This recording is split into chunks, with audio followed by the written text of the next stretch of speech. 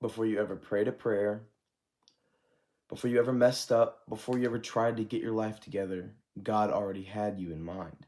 And that truth alone dismantles the lie that you have to earn his love.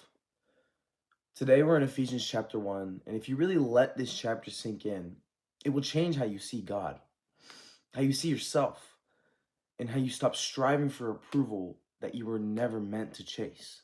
So, I'm going to be in 3 verses today. Verse 4, verse 6, and verse 11. So, yeah. Verse 4 says, "For he chose us in him before the creation of the world to be holy and blameless in his sight in love." Paul doesn't say God chose you after you got it together. He doesn't say God chose you once you proved yourself. He says before the foundation of the world. That means before culture, before trauma, before rejection, before the opinions that shaped you.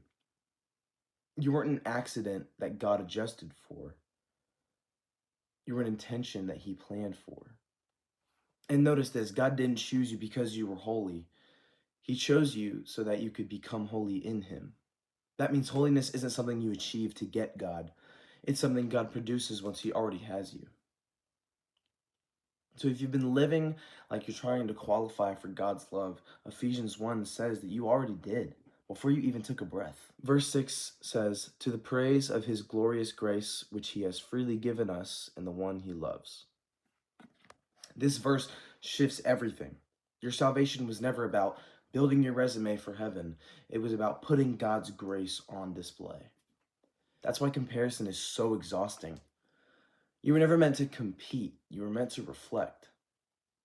And here's the part that we miss a lot. Grace isn't God overlooking sin. Grace is God paying for it himself. You are blessed in the beloved. That's Jesus.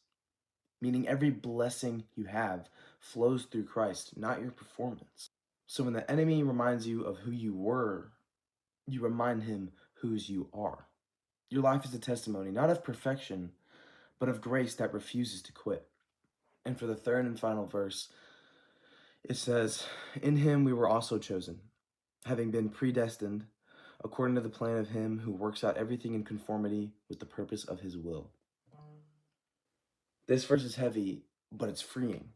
It says God works all things according to his will, not some things, not the easy things, not just the churchy parts, all things.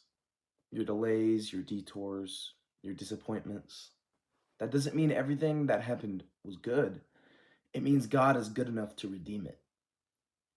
You weren't just saved from something, you were saved for something.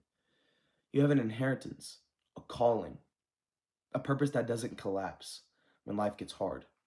And if God is sovereign enough to choose you before time began, he's faithful enough to finish what he started. So here's the takeaway from episode 1 of the Ephesians series. You don't chase God to be chosen, you follow God because you already are. You don't work for grace, you work from grace.